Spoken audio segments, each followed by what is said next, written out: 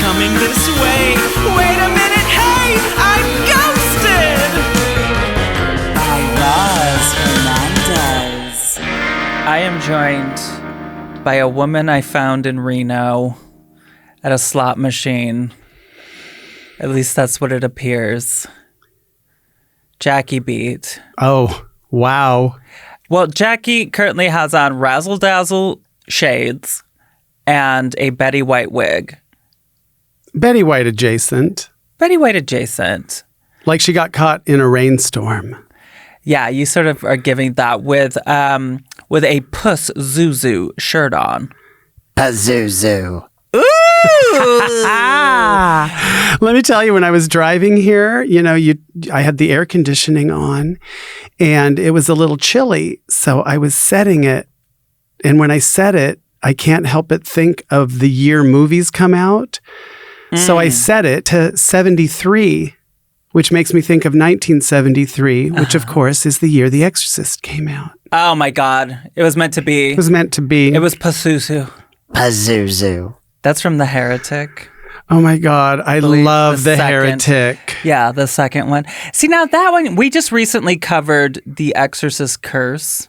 Mm-hmm. You know, the alleged curse. Oh, the curse The that curse. a movie made, 50 years ago. Everyone in it is dead. This is crazy. Well, but a lot of them died like when they were filming and like Okay. around then. But it does seem like the publicist and freaking William Freakin was like, let's tell people that, it was cursed. I feel like maybe William was freaking out about the possibility of the movie not doing well at the box office. I love that his last name is Freakin. It's Friedkin. When I first moved to Los Angeles and I was working at Sunset Gower Studios at Sunset and Gower. God, they really named that How studio. did they come up with that? Anyway, somebody I was working with was like, oh yeah, Billy Friedkin used to say, and I'd be like, Billy Friedkin? She's like, that's what people call him. I thought it was just so Billy gross of her. Friedkin. I know.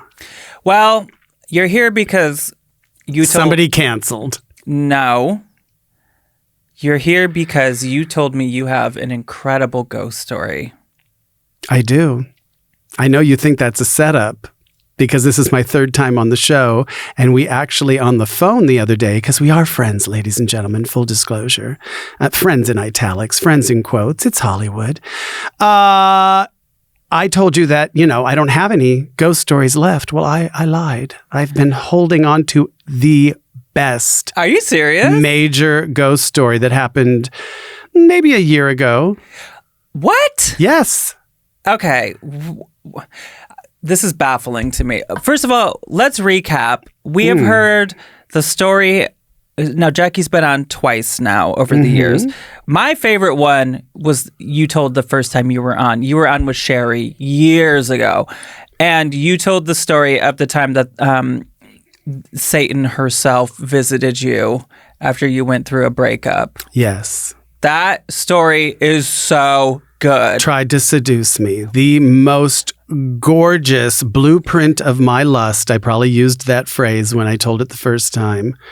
Stunning, right out of gay porn, Satan.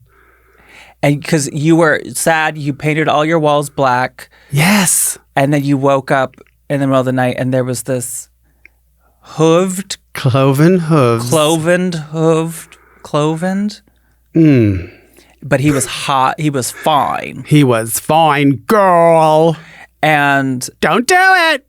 And he was looking at you like, are we going to do it or what? It was kind of telepathically, are we going to do this? And I said, no. That would have been your opportunity to become an A-list superstar. And now I'm here talking to you for the third time. Z-list. You should have said yes. I know. But you didn't. No, I literally closed my eyes and said, no, no, no, no, no. And then I opened my eyes and the cloven hooves were gone. That's such a good story. Okay. We also heard the time you had a shared dream with your mother, which was real good. We've heard the time you saw a UFO as a kid. Yes, a gay pride. A rainbow. It literally had rainbow tail to it or like lights. It was crazy. What else have we heard from you? Some other bullshit you've made up. When I was staying at a hotel in San Francisco and I asked my mom for a sign and the TV popped on. Yes, that was the Vertigo Hotel, I believe. Yes, they filmed a scene and it wasn't called that at the time, but somebody bought it and then turned it into a boutique hotel and decided to cash in on the fact that Vertigo had been filmed there. And then I also remember one time you telling a story about when you were on tour with Dita Von Teese. Oh, yes. And there was a That was a nightmare. Oh, and also there was a ghost. No, I'm just kidding, Dita. Love you, babe. But you said that it was a haunted hotel in Australia and everybody there. Oh, girl, we drove up and I was like, this literally is right out of The Shining. I was like, I am getting such a vibe and the look of it, everything was just weird. We were all texting on a group WhatsApp and I said I was taking a bath and the lights went off. And then somebody said I was sitting here and my closet door opened and closed. And then everybody was chiming in, oh my God, this just happened. And Dita was like, stop it now. I need a good night's sleep. Mm-hmm. Yeah, I can't hear that stuff if I have to sleep there. So now what? Girl, I've been saving it. What did you make up? I've been saving it. I was doing a show. Where? I think it might have been like somewhere in Indiana, which is already like, okay, this is scary, you know? And the venue was old and kind of strange and just had the vibe. You could kind of feel it in the air. But I have to say, I didn't get enough sleep. I felt a little off. Sometimes that is the best show because you're not overthinking everything and you're a little loopy. That's why people get drunk. You and I don't drink. No. But that's why people drink a bunch before they perform because it's similar to that state, I feel. Right. But I just, this was not going in that direction. Like, oh, the not sleeping is making for a good show. I felt very off. The audience just felt very low energy. And I remember near the end of the show, this was not just like one ghost. This was like several. Because when the show ended, I distinctly heard, boo.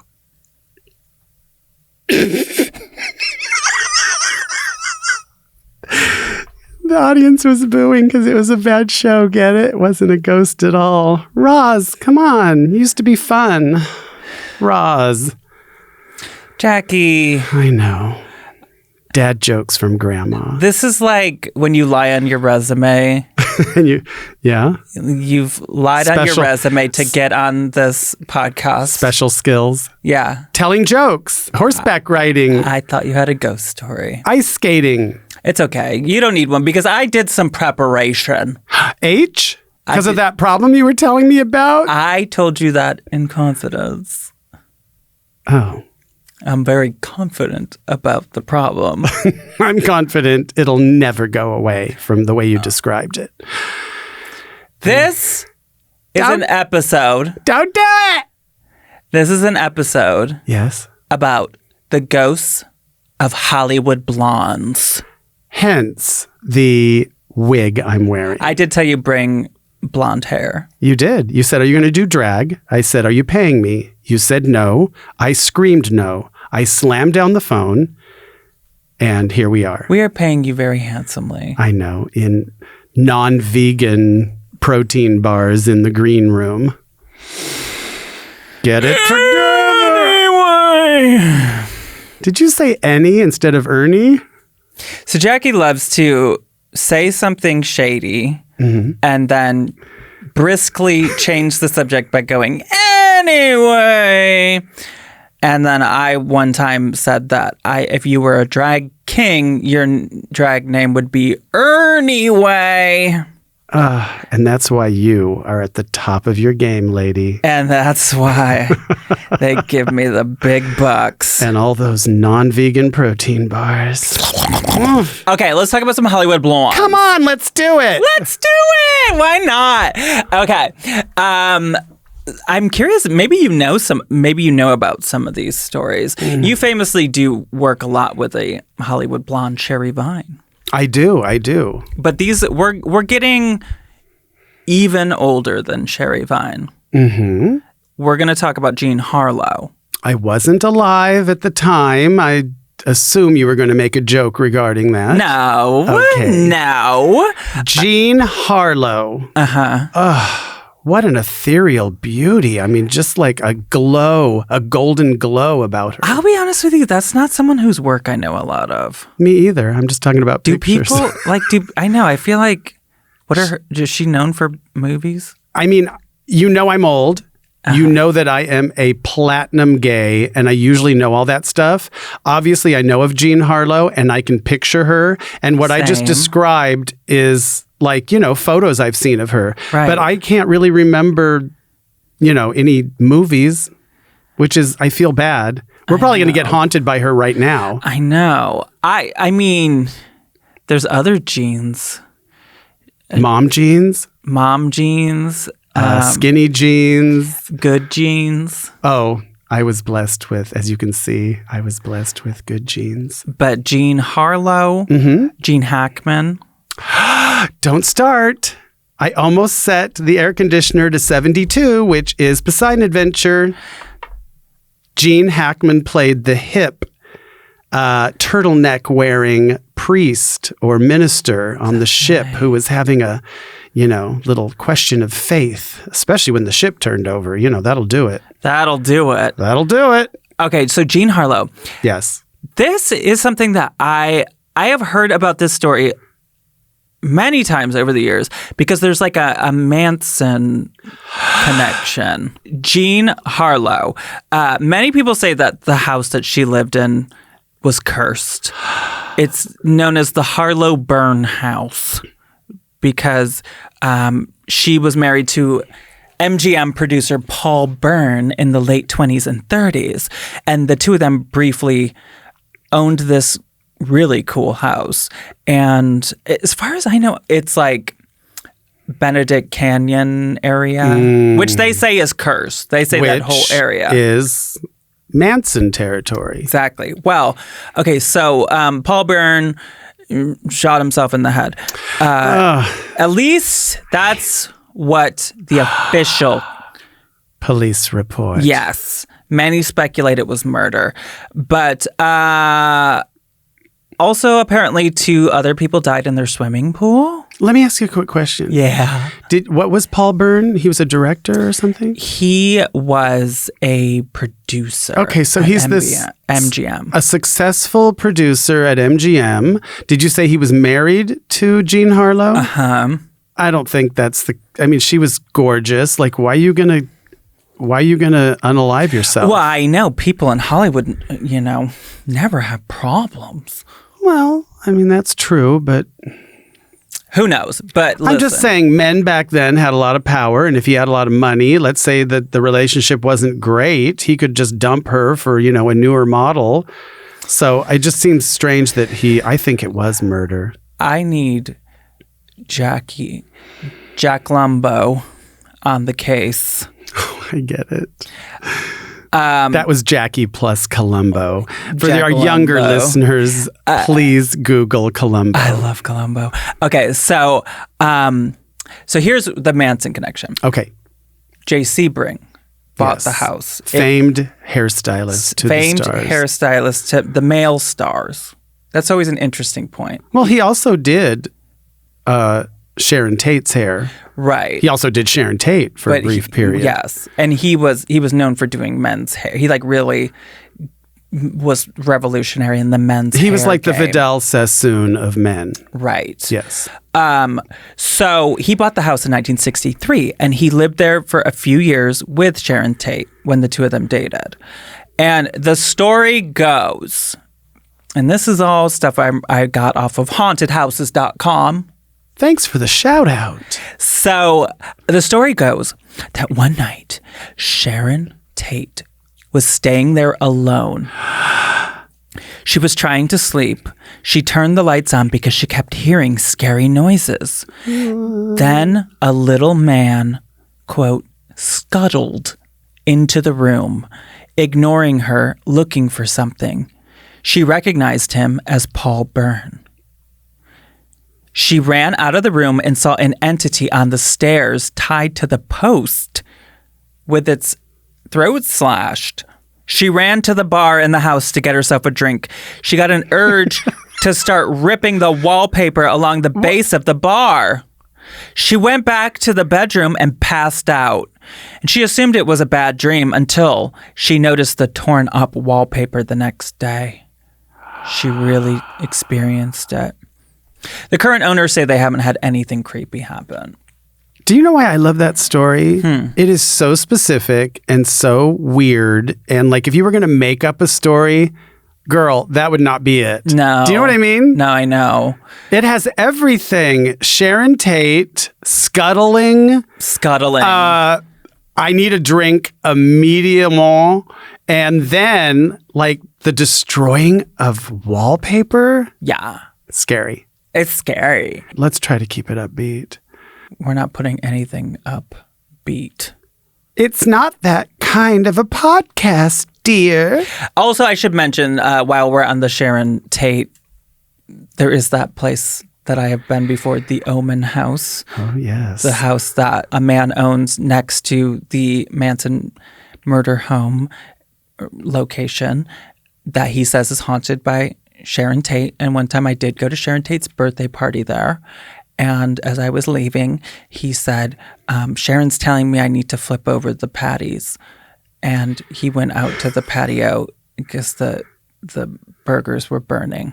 Well, first of all, I appreciate that Sharon would go to the trouble of haunting the next door neighbor. No, not even next door. Okay. A couple doors down. Yeah.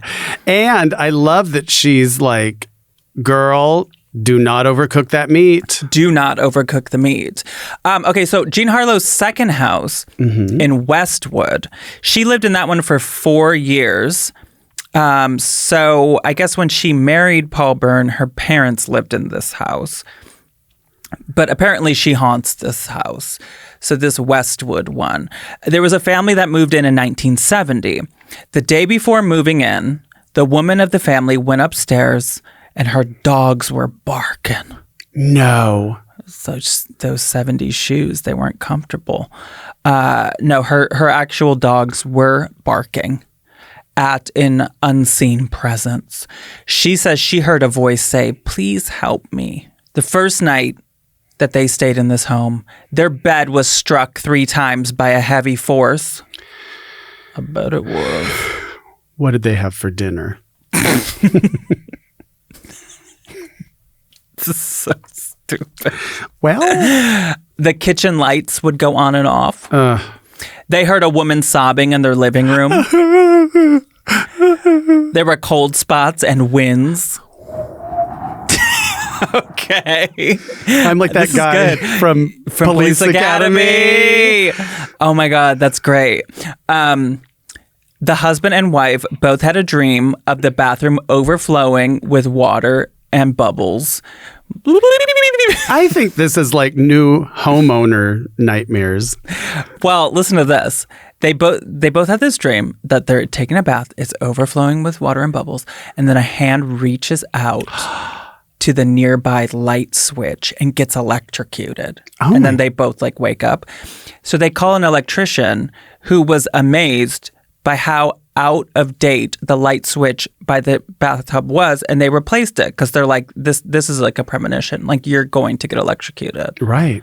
So I don't know. That's kind of interesting that both the husband and wife had the same dream. I don't know. Well, I also appreciate that it had a good ending. Like, it was a warning. Yeah. It was like, oh, thank God we called the electrician. Yeah. Because you usually think of like, having the same dream or a ghost story as something negative, but it was like, hey, this electricity is old. Call an electrician immediately. You're going to get zapped, honey. Right. So another Hollywood blonde that we, of course, have to talk about is Marilyn.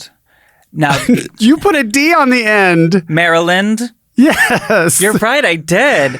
Marilyn. Yeah, there you Why go. did I say Maryland? Because Because that's a state. Yes, it is. Maryland. Marilyn Monroe. Marilyn. Okay. Okay, so Marilyn Monroe. Monroe. Marilyn Monroe.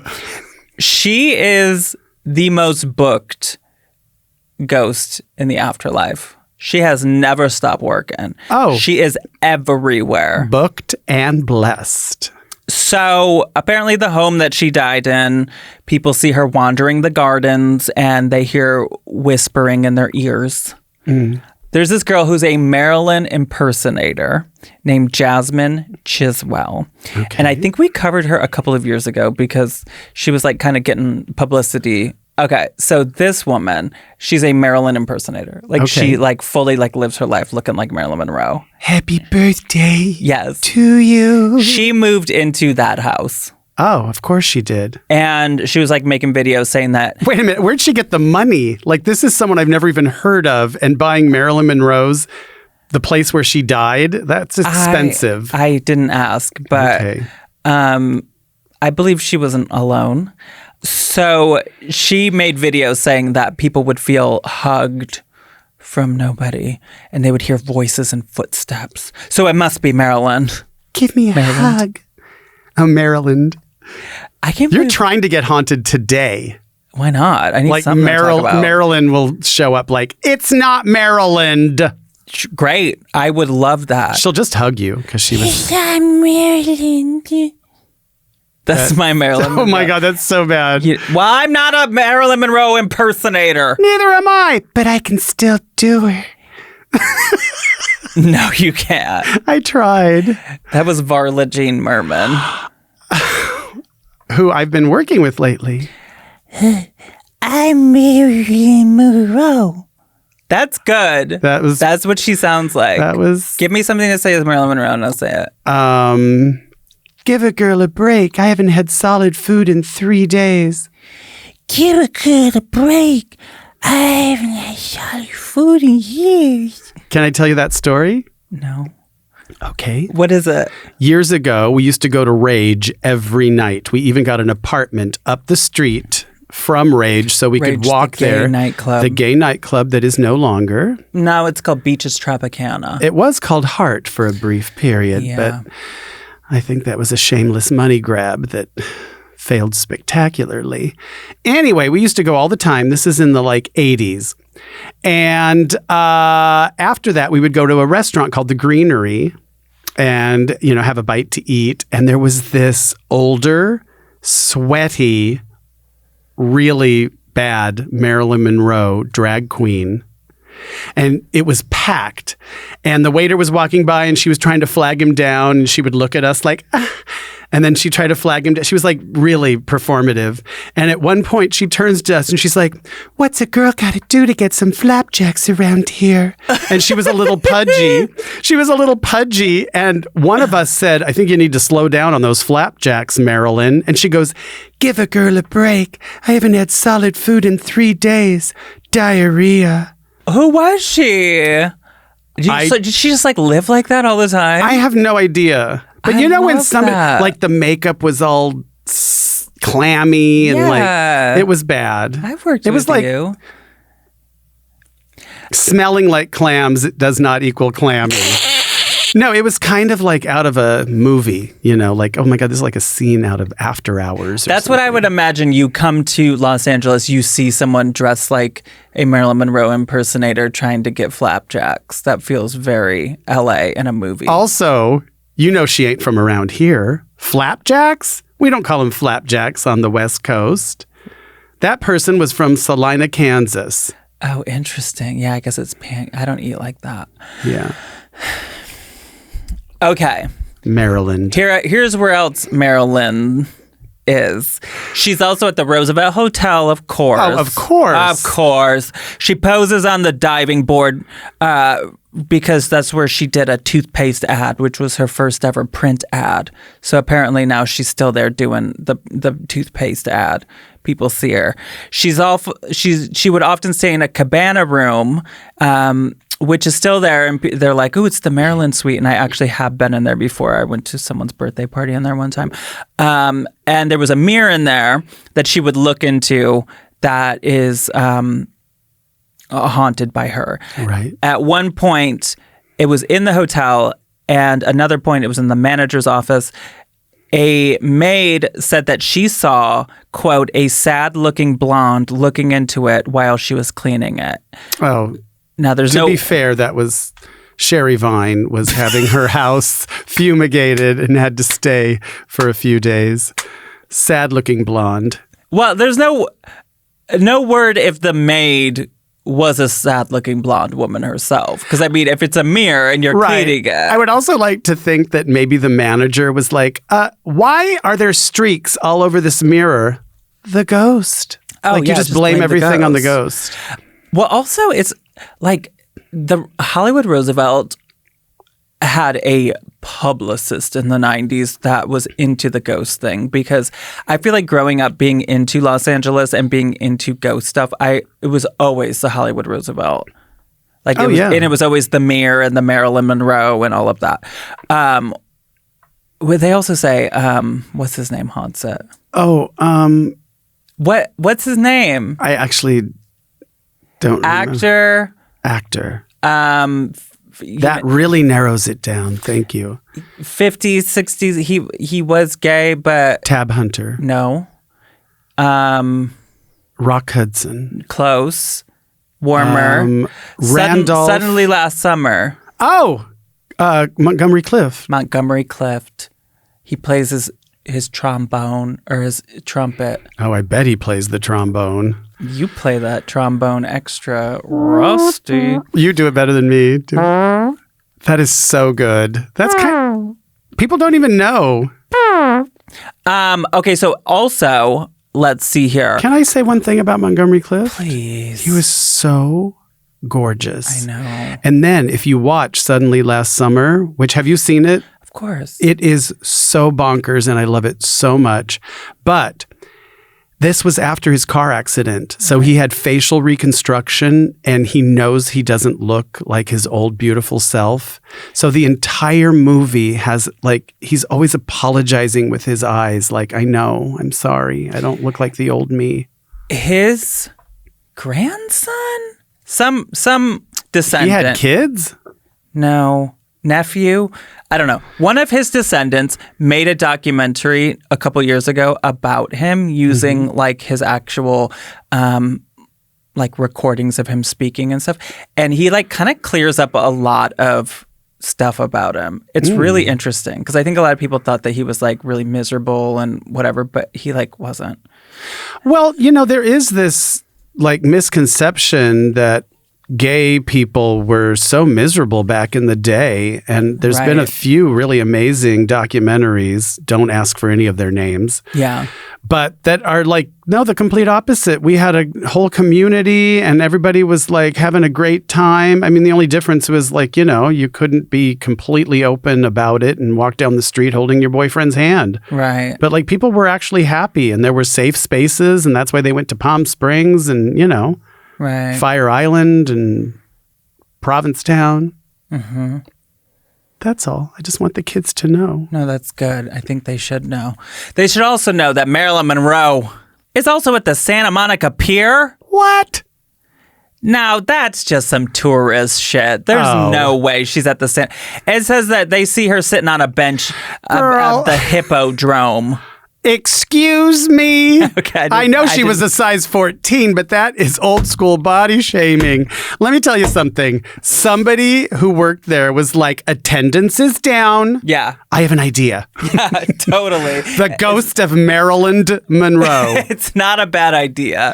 Oh my God, I need to do that for my next show. Yeah, be like a ghost will appear. Marilyn haunts my... Yeah, show. Why not? Yeah. Also, they say the Westwood Memorial Cemetery, where she's born, or right. Sorry, where she's buried, where she's buried. People see a pink-colored mist. That sounds more like Jane Mansfield. Well, she liked pink too, I guess, and she turns into a mist there. I don't know why that would happen, but whatever. They also see her at the Knickerbocker in Hollywood, Knickerbocker Hotel. Yes. She hangs out at the bar there. The rooftop. That's where the seances. Houdini's wife used to do seances to contact him. I know she has a name, and I hate saying she's going to haunt us right now. Harrietta. Was it really? No, my God. I'm so stupid I fell for it. Yeah, Harrietta. You know that there's secret... No, her name was Jeannie. Jeannie Houdini? Oh, dear. No, you know, there's a Kate Bush song, and it's called Houdini, and it's all about trying... They said, when I die, we will have a secret phrase. And apparently, he never did it. And the phrase was Rosabelle Believe, I think.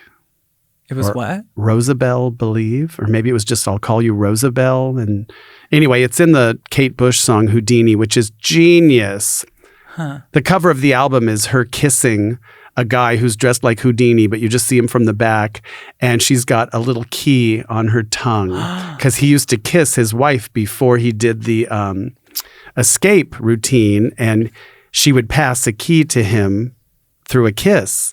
Aww. And then he'd be in there and take it out of his mouth and unlock. Oh, so you're going to ruin it. Spoiler alert! We just talked about the masked magician. Do you remember that guy? I know the unknown comic. No. Masked magician. Why'd you look at me when you said that? Not the unfunny comic. It's getting... So listen, we're not even done with Marilyn's... Don't do it! Can you tell I'm obsessed with her? Oh yeah, shout out to Luscious Massacre. Love her. Okay, so also Marilyn Monroe. There's a mirror at the El Capitan Theater, which is right next door to the Hollywood Roosevelt. So this girl is just looking in mirrors left and right next door. And in 2022, do you remember there was that like kind of controversial Netflix movie called Blonde? Oh God, it was. I didn't watch it. It was horrible. But the actress Ana de Armas, she said that at the Venice Film Festival premiere of the movie, she said that Marilyn's ghost haunted the set. She said, quote, "I think she was happy. She would also throw things off the wall sometimes and get mad if she didn't like something." So she's literally everywhere. She's everywhere. I mean, she's getting around more than when she was alive, and she got around. That was slut shaming, and I apologize. Mae West. Hell yeah. Mae West rules. Oh my God, she's everything. I love Mae West.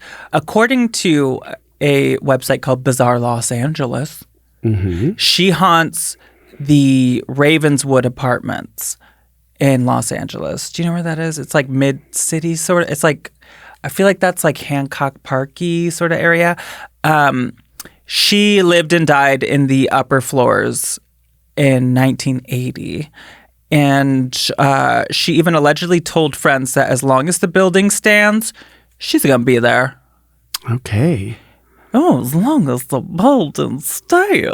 I'm so good at impressions. You're bad. As long as the building stands, I'm going to be here. Oh, as long as the building stands, honey. That was better. That was like me doing Alaska doing. Let me just say one thing.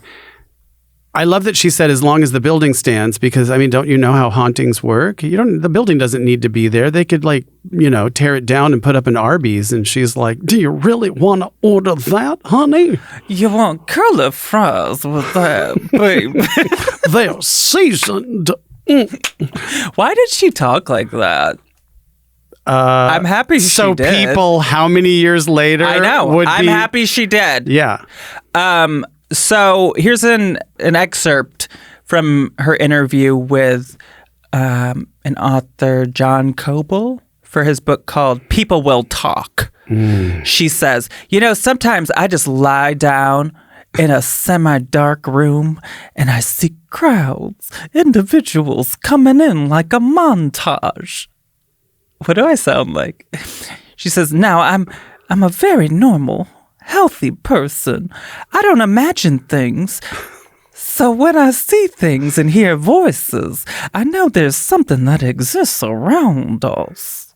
This is the worst Snatch Game episode ever.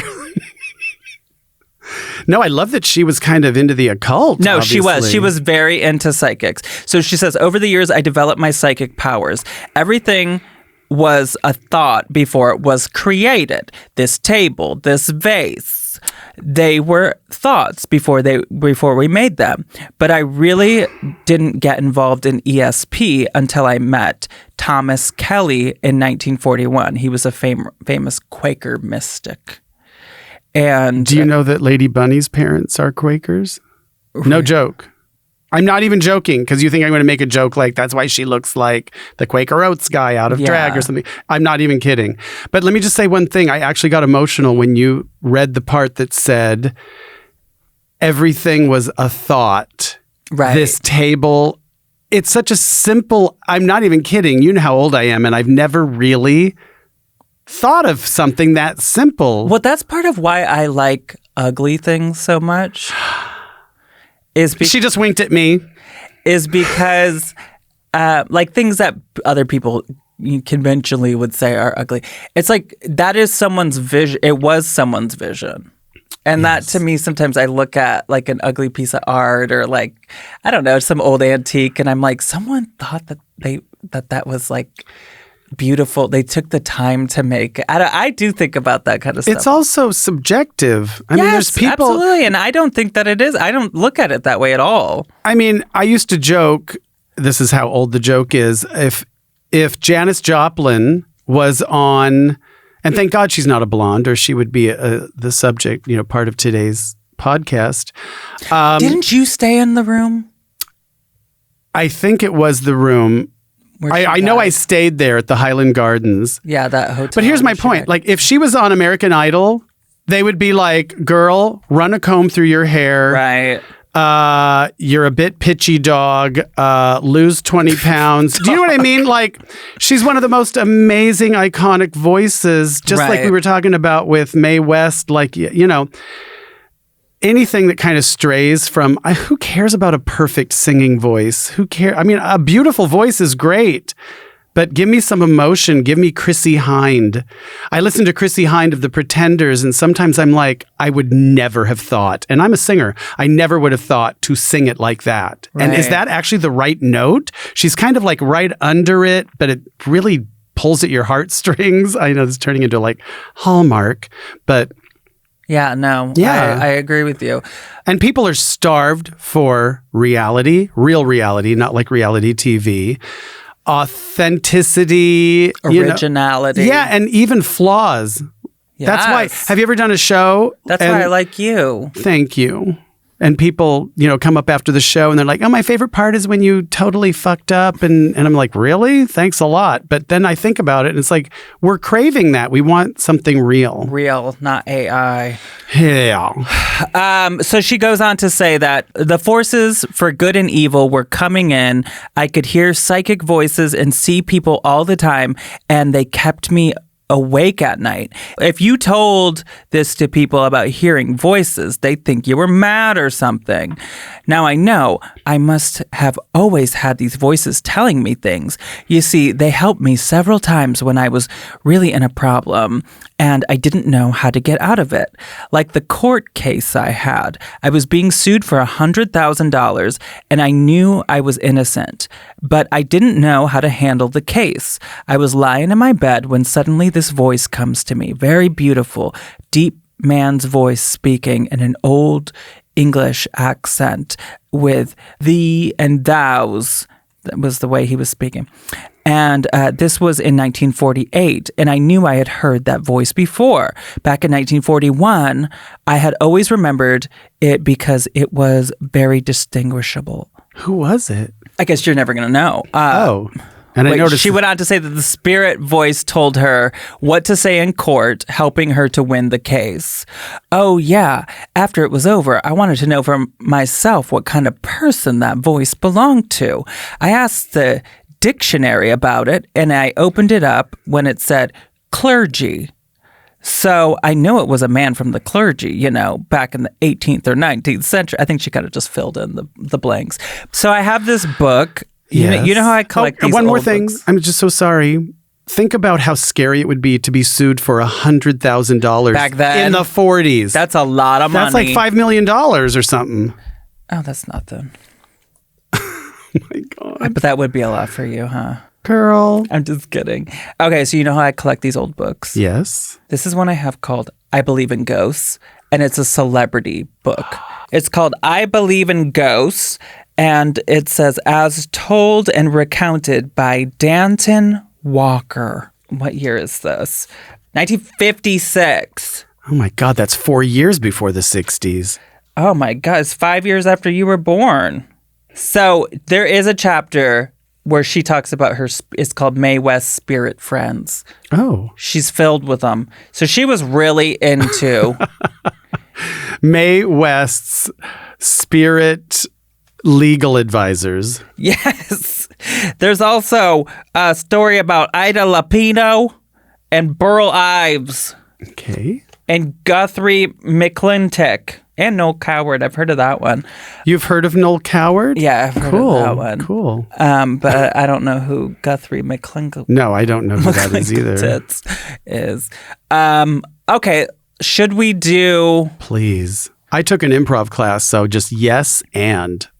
I took an improv class during the pandemic with a really bad internet connection, so I can do like half. Like I can... You can only do yes? Now I can ask for a suggestion from the audience. Oh, okay. And that's it. Well, here's the thing. Even if it cuts out, it's always going to be a gynecologist. Oh. Yeah, because the audience thinks they're being funny. Jackie. Yes. I got a haunted doll for you. Like physically here? No. Oh, thank God. Just act like you listen to this fucking podcast. Every single week, we feature a haunted doll from eBay. It's time for... The dolls are living. Okay, so I go to ebay.com. I type in haunted doll. I search through hundreds of listings till I find one that is just right. This one... I've never found one more right for a guest ever. Jackie, you're going to think that I made this up. This ghost is going for $34.30 or best offer. The ghost inside this doll. The doll's name is Jackie. Jiha, show us Jackie. You got it, Roz. I swear to God, Jackie, I did not make this up. It kind of looks like me after a date. The smeared lipstick. I don't have blue eyes, but I am bald. Just so you know, Jackie, that's not a mirror that you're looking at. That's a screen. Uh-oh. Uh-oh. The blonde wig's coming off. Wait, hold on. Where's my camera? Ready?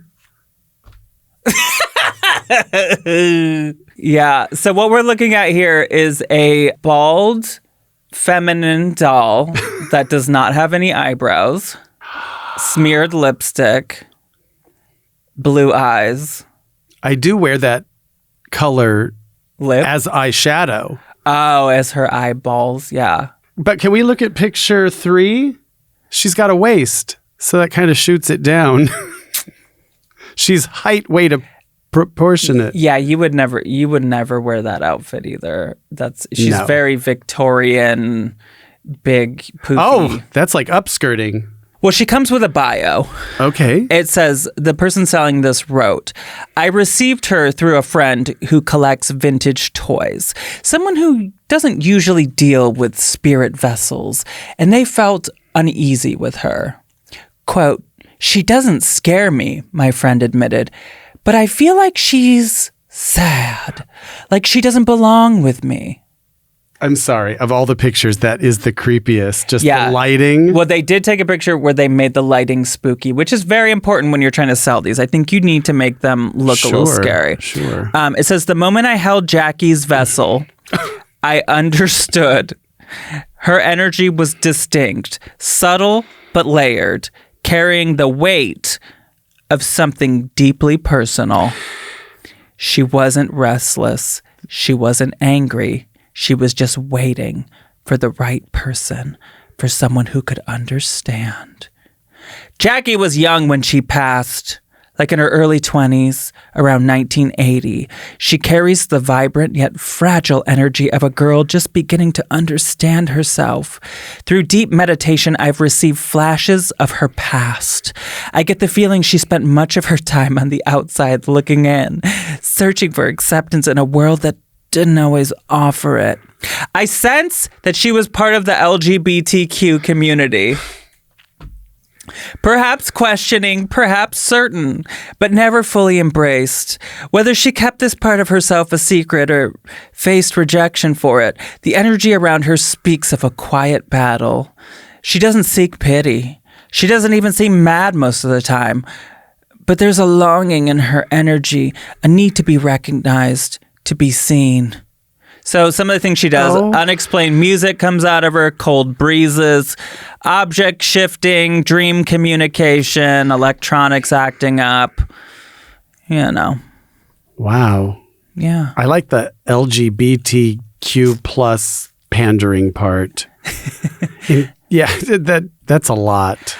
I mean, yeah, she definitely is messed up.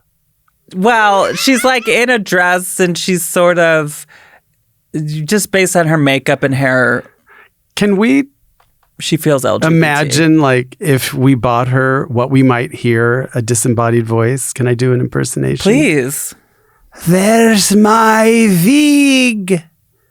There's my Vig. Oh, that's how you think she would talk. Yeah. Interesting. And she's like, somebody stole her wig right before like a major event or function. And she has never been the same. See, that's what's interesting about her. It's almost as if she did have a wig because you know how usually with a doll, it comes out of your head. There's no plugs. There ain't no plugs. She didn't go to Turkey. She didn't go to Turkey. That was the bird, not like some Middle Eastern I just did vocalization. my turkey. I can't even do a fucking turkey. Oh my God, what is going on with you? I am not known for my impressions. That's why you are obsessed with celebrity impersonators. You really can't do it? That's because we're both vegans. We shouldn't be mocking turkeys. That is so bad. That is bad. What is wrong with that poor turkey? That's all right. I have other talents. Yes, bejeweling boots. And going to YouTube and finding ghost recordings.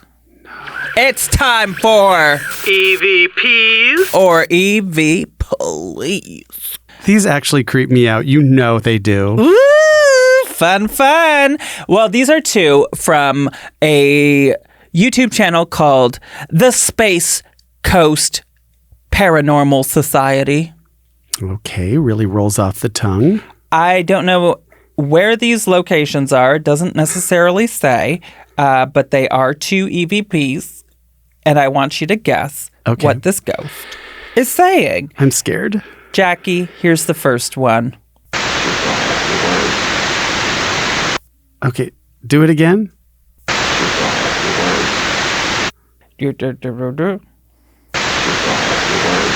Oh my gosh, it's very hard to hear. Sorry.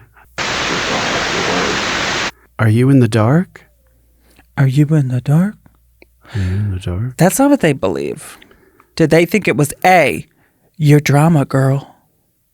Okay. B, you want this to work?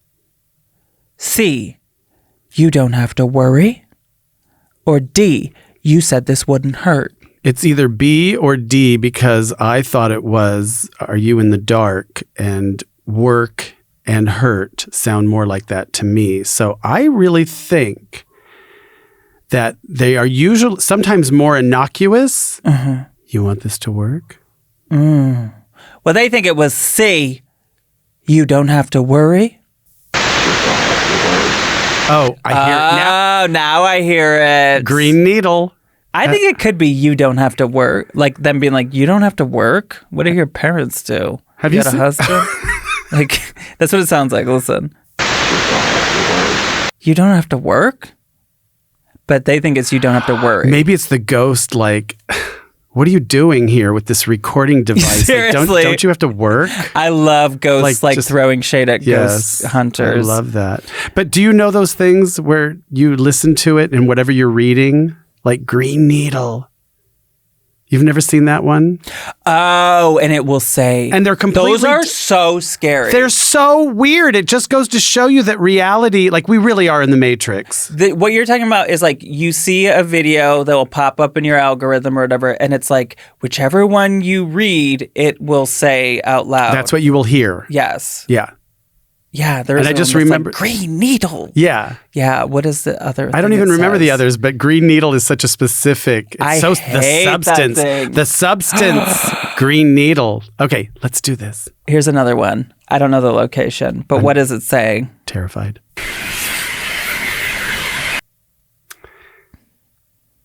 Oh my God. Okay, give me the choices. Did they think it was A? Let's not and say we did. I know you too well. Did they think it was B? Stop, I'm not here. Which is a funny thing. That's a movie title. A24, honey.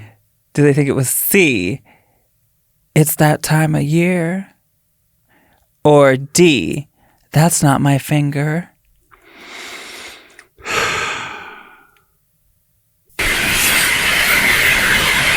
That's not my finger. That's what he said. That's not my finger. This is... Oh, no. They believe it's B, stop, I'm not here. It literally sounds like that's not my finger, though. Listen. Let's listen for stop, I'm not here. That sounds like there's a tail end, like right now, or something. Stop, I'm not here right now, or... There's a little trail even on stop, that's not my finger. Can you know what I mean? There's a little trail. Like there's another 1 or 2 syllables after everything we think it. I think it's that's not my finger. But it's hilarious that it said stop, I'm not here. Like that's such a funny thing for a ghost. Like you're trying to contact a ghost and they're like, stop, I'm not here. I'm not home right now. Oh, it had an answering machine. Yeah, that's funny to me. Stop, I'm not here is a really good title because it's just such a strange phrase. Stop, I'm not here. Oh my God, I like it. Well, we need to stop and you need to not be here because now the podcast is over. That's called a callback, ladies and gentlemen. Even though usually there's more time in between. It's a quick one. A quickie. That was, yeah. Well, I have had a wonderful time. Hey, I've had a great time too. It's always nice to see you. It's always nice to see you. So what is going on? Where are you at? What do people need to know? Well, you know this personally. I've been taking a bit of a break. I've been just kind of like, you know, when you've done drag for 36 years and now it's like such a drag race world and now it's almost a post-drag race world. I don't even think drag race has the power it used to. And there's just so many, you know, former contestants and everybody's just vying for work and beep, bop, boop, doodly doo. So I've just kind of like pulled back a little bit and just haven't felt the need to work quite as much. I've been writing for a lot of different people, performers and, you know, otherwise. And but now I'm kind of getting the itch again because like you know how much we love drag, even though I bitch and moan about it. Well, and I know how much you have an itch. Yeah. Which you do need to take care of. That's not my finger. Cool back. Don't do it. Yeah, so just kind of like... It's good to take a break. I'm just not feeling desperate. But then there is a point where you're like... Really? That wig? There is... I tried to have fun with you. There's a theme, and some people are just like, they won't even play with the theme or have No, I think it's great. No, I try, but you know, when you're not working, even though I have been writing and that's like, you know, I'm sitting in bed in my underwear with my dogs and the laptop. And then I just like, oh my God, I just made like, you know, ka-ching, without having to get all dolled up or leave town or whatever. But nothing takes the place of live performances. And, you know, I'm used to like working a lot. And when you're not getting money, it's not good for like that money. Not to be it capitalist, but like you need to work and receive something. Like it doesn't have to be money, but like some type of reward for if you have a passion, you know, to do it and to. Well, you're thinking a lot more like, I don't know, esoterically even than I was just meant when the money's not coming in, it's scary how quickly it goes down because you're still having to pay all those bills. And this is Los Angeles and, you know, it's got to pay the mortgage and the this and the that and the car lease. And so you don't even think about it when you're just working constantly. But Sherry Vine and I do the Golden Girls brunch. It's the fourth Sunday of every month at Precinct and in LA. It is so fun. I'm not kidding you. People wear caftans. They dress up like the characters. We have trivia. It's really super fun. Cute. And it's just me and Sherry. Mm-hmm. You know, sometimes those drag brunches are like, you know, 6 girls. And I mean, you know, God love them. They're doing death drops and flip-flopping all over the place. But this is all live singing and, you know, it's really, really, really fun. You're not flip-flopping? No. You're not wearing flip-flops? Of course I'm wearing flip-flops. Oh, okay. My feet hurt. All right. Yes? Plug one more thing and then we got to go. If you need anyone to write anything for you, if you have a project that already exists and you just want it punched up with just a layer of jokes, a sprinkling of jokes. I'm the sprinkles cupcakes of jokes. Yeah, so, you know. The best in the biz. Well. Who's written for within your Joan Rivers. Yes, within your budget. I wouldn't say I'm the best, but yeah, Joan Rivers. And some other people. A lot of people. I've been fired by everyone in town. You know, there's one thing I forgot to mention. That you love me? Yes, of course I love you. How many people say that you and I are very similar people. Oh, yeah. You were telling me that the other night. And at first I was like, what? Yeah, but we're not. We are very similar in terms of interests. We both saw the movie Carrie at a young age and it formed us. Mm-hmm. We both like kooky glasses and over the top. We love artifice. We like camp. I always say one of my mantras is have the courage to be camp. Yeah. You know, like be on the red carpet dressed like a swan. Have everybody wondering, is she serious? Like, have fun. Life is short. I'll never understand people who want less culture, less, you know, different. Like they get mad because somebody's speaking a different language. This is America. It's like, honey, I want to try every food as long as it's vegan. I want to, you know, listen to different music and like, that's why my drag, you know, I don't have that signature. Lady Bunny is always that same silhouette, always a blonde. Same with Sherry. Varla Jean Merman's always a redhead. Coco Peru, or as I call her, Old One Wig. You know, an outfit from Chico's and that wig. But I'm like, one day I'm doing the Golden Girls look, then I'm doing like the 60s, then I'm doing like satanic, you know, housewife 70s, you know, then 80s, you know, like Gem and the Holograms. Like I get bored. I want everything. I want more. And I think you're the same. Even though you have a signature look and that is good for branding. Yeah. But we like colors. Oh, we do. We like colors and we like flavor. Antiques. Oh, I do love spooky things. Mm-hmm. I'm a spooky antique. That's why you love me. Yeah, and we like little dogs. Oh, little dogs are big for both of us. That picture you sent me of my little Chucky. Oh my God! We both have little white dogs. Yes. Anyway, well, I'm sorry that this will be the last time I see you. Because you're gonna hit it big. No, I'm done. Oh. And I think it's time we end this. Oh. Okay. Works for me. We'll figure out a way to salvage this. This was damn good. All right. It was, wasn't it? That's not my finger. Let me tell you something. If any doll is haunted around here, it's my Liberace. It's Liberace. What's that at the foot of my bed? It's spooky and kooky dead. It's coming this way. Wait a